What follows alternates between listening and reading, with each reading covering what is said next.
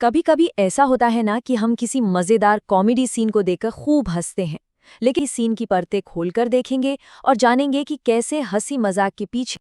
तो सीन की शुरुआत होती है इस एक लाइन से। ये सिर्फ एक डायलॉग नहीं है, ये किरदारों की सारी हताशा और उनकी उम्मीदों का पूरा बोझ एक ही बार में हमारे सामने रख देता है। यहीं से समझिए कहानी का स्टेज सेट हो जाता है। तो सवाल यही उठता है कि भाई एक मजेदार सीन नाकामी की कहानी कैसे सुना सकता है? मतलब इसमें हंसी कहाँ है और दर्द कहाँ? चलिए इसी को समझने की कोशिश करते हैं। देखिए, हर अच्छी कहानी की तरह इसकी शुरुआत भी एक टकराव, एक कॉन्फ्लिक्ट से होती है। और हमारे इन किरदारों के लिए यह टकराव है पैसों को लेकर, वो भी अपने ही बॉस के साथ एक जोरदार बहस।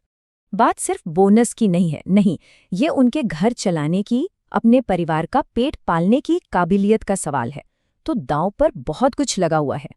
और फिर बॉस ये लाइन बोल देता है, बस यहीं से उनकी असली मुश्किलें शुरू होती हैं।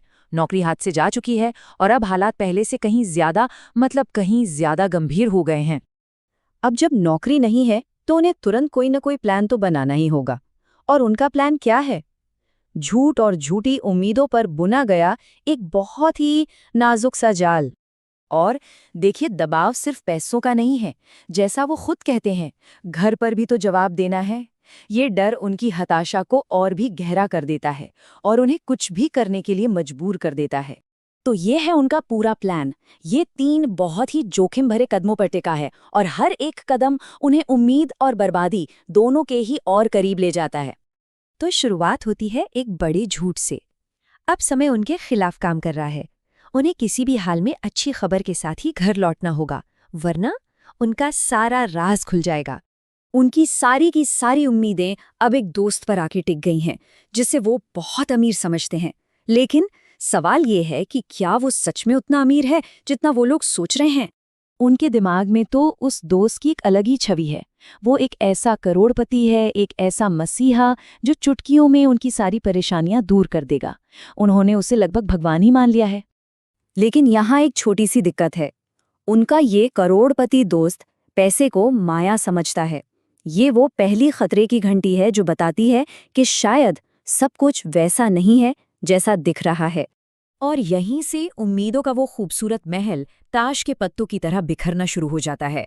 एक एक करके सच की परतें खुलने लगती हैं। वो उम्मीद कर रहे थे शानदार गाड़ियों की, और उन्हें मिलती क्या है? एक खटारा टैक्सी। सपना और हकीकत के बीच की खाई यहीं से साफ साफ दिखने लगती है। और फिर हमें उसकी असली आर्थिक हालत के बारे में और भी इशारे मिलते हैं। कभी कभी छोटी छोटी बातें ही बड़े बड़े राज खोल देती है। तो लिपस्टिक और परफ्यूम के लिए उसका कुल बजट कितना है? सिर्फ 5 रुपए।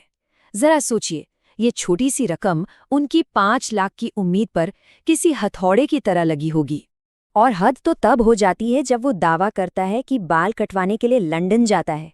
अब ये बिल्कुल साफ हो चुका है कि वो सिर्फ गरीब नहीं है, बल्कि पूरी तरह ख्यालों की दुनिया में जी रहा है। तो उनकी आखिरी उम्मीद भी टूट चुकी है। और ठीक इसी पल में ये जो कॉमेडी है, ये बड़ी खामोशी से एक त्रासदी में बदल जाती है। ये सिर्फ कॉमेडी नहीं है, इसे ट्रेजी कॉमेडी कहते हैं। एक ऐसी कहानी जहां हम किरदारों की बेबसी और उनकी मुश्किलों पर हंसते हैं। यहाँ हंसी दर्द को छिपाने का एक पर्दा बन जाती है। आखिर में वो न सिर्फ नाकाम होते हैं, बल्कि जहां से उन्होंने शुरू किया था उससे भी कहीं ज्यादा बुरी हालत में पहुंच जाते हैं। ये नाकामी की एक पूरी तस्वीर है।